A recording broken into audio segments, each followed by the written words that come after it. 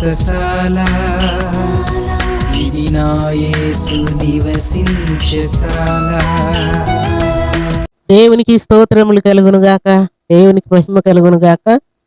సర్వశక్తిమంతుడు అయినటువంటి దేవాది దేవుడు మనలందరినీ ప్రేమించి ఆయన ఇచ్చినటువంటి ఈ శుభదినాన్ని బట్టి దేవదేవుని స్తుతిస్తూ ఉన్నాను. బెతెస్దా సాయంకాల ప్రార్థన ఉడలు అనే కార్యక్రమం ద్వారా దేవుడు మనందరితో మాట్లాడుతున్నాడు.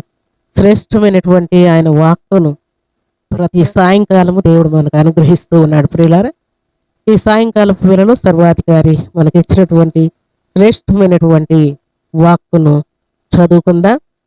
పరిశుద్ధ గ్రంథంలో నుండి ఎఫెసీయులకు రాసిన పత్రిక 6వ అధ్యాయము 13వ వచనం చదువుకుందాం. అందుచేతను మీరు ఆపద్దినమందు వారిని ఎదిరించుటకును సమస్తమును నెరవేర్చిన వారై నిలువబడుటకును శక్తిమంతులగునట్లు దేవుడిచ్చు సర్వాంగ కవచమును ధరించుకొనుడి. దేవుడిచ్చు సర్వాంగ కవచమును ధరించుకోవాలి. దేవుని ఆజ్ఞానుసారంగా మనం నడుచుకోవడమే అదొక మనకు కవచం. దేవుని పట్ల విశ్వాసం ఉంచటమే ఒక కవచం. దేవుని పట్ల భయం కలిగి ఉండటమే ఒక కవచం. దేవుని ఆజ్ఞానుసారంగా జీవించటమే ఒక కవచం. ప్రతి విషయంలో దేవా నా ఇష్టము కాదు నీ చిత్తమే సిద్ధించునుగాక అని చెప్పడమే ఒక కవచం. ఈలాగున మనల్ని మనము దేవునికి అప్పగించుకోవాలని, అప్పుడు మీరు అపవాది తంత్రములను ఎదిరించుటకు శక్తిమంతులవుతారని దేవుడు జ్ఞాపకం చేస్తూ ఉన్నాడు.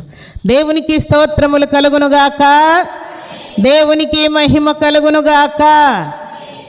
దేవుని సన్నిధిలో మీరు ప్రార్థన చేయనప్పుడు, దేవా నా జీవితంలో, నా కుటుంబములో, నా సంఘములో, నా కుమార్తెలో, నా కుమారునిలో, నా భర్తలో, నా భార్యలో, నా తల్లిలో, నా తండ్రిలో, నా పొలములో, నా విద్యా బుద్ధుల్లో, నా వివాహములో, నా సంతానములో, నా జాబ్ విషయంలో, నా ప్రమోషన్ విషయంలో, నేను చేసే ప్రతి ప్రయత్నంలో కూడా నీ చిత్తమే సిద్ధించునుగాక అని మనం పలికినప్పుడు నిశ్చయముగా అపవాది ఓడిపోతూ ఉంటాడు.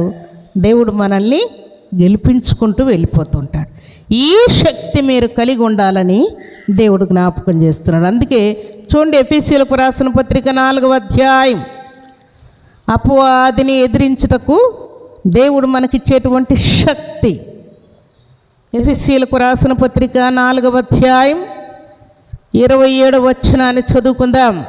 అపవాదికి చోటియకుడి, దొంగిలు వాడు ఇక మీదట దొంగిలక అక్కర గలవానికి పంచిపెట్టుటకు వీలు కలుగు నిమిత్తము తన చేతులతో మంచి పని చేయిచు కష్టపడవలెను.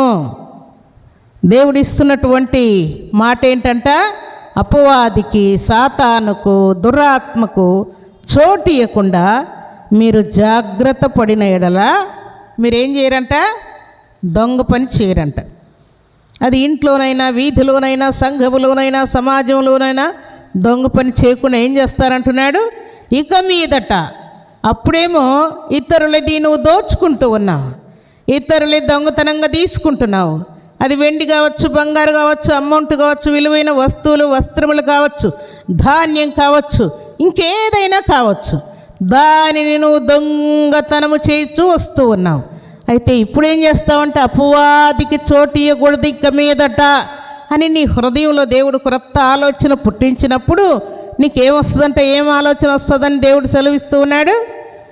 దొంగిలు వాడు ఇక మీదట దొంగిలక అక్కర గలవానికి పంచిపెట్టుటకు వీలు కలుగు నిమిత్తము నేను పనిచేసి ఎవరైనా ఆపదలో ఉంటే, ఎవరైనా అక్కరలో ఉంటే, ఎవరైనా కష్టంలో ఉంటే వారికి నేను సహాయం చేయాలి అనేటువంటి క్రొత్త ఆలోచన నీకు వచ్చేటట్టుగా దేవుడు కృప చూపిస్తాడు. క్రొత్త ఆలోచన. అపవాదికి చోటు ఇవ్వకపోతే క్రొత్త ఆలోచనలు దేవుడు నీకు ఇస్తాడు. అపవాదికి చోటు ఇచ్చినంత కాలం ఏం చేస్తూ ఉంటావంటే దొంగ పనులే చేస్తూ ఉంటావు. నువ్వు దొంగ పని చేస్తున్నావంటే ఏం చేసినట్టు చెప్పండి, అపవాది నీలో ఉన్నట్టు లెక్క. అందుకనే దేవుడు ఇక మీదట మీరు అలాగ ఉండకుండా మీరు చెయ్యి ఎత్తి సహాయం చేసేవారుగా మీరు ఉండమని, అప్పుడు మీరు అపవాదిని ఎదిరిస్తారని దేవుడు జ్ఞాపకం చేస్తారు. అయితే నీ ద్వారా దేవుడు మహిమ పొందకూడదని అపవాది ఎన్నో తంత్రాలు పుట్టిస్తూ ఉన్నాడు.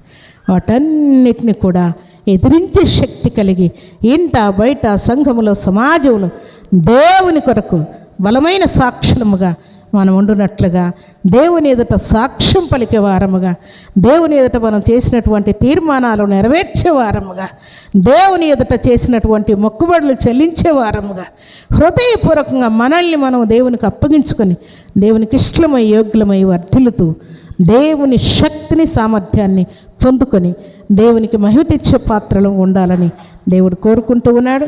అలాంటి కృపా భాగ్యం సర్వశక్తిమంతుడైనటువంటి దేవాతి దేవుడు సర్వసమృద్ధిగా మనందరికీ అనుగ్రహించి ఆశీర్వదించునుగాక.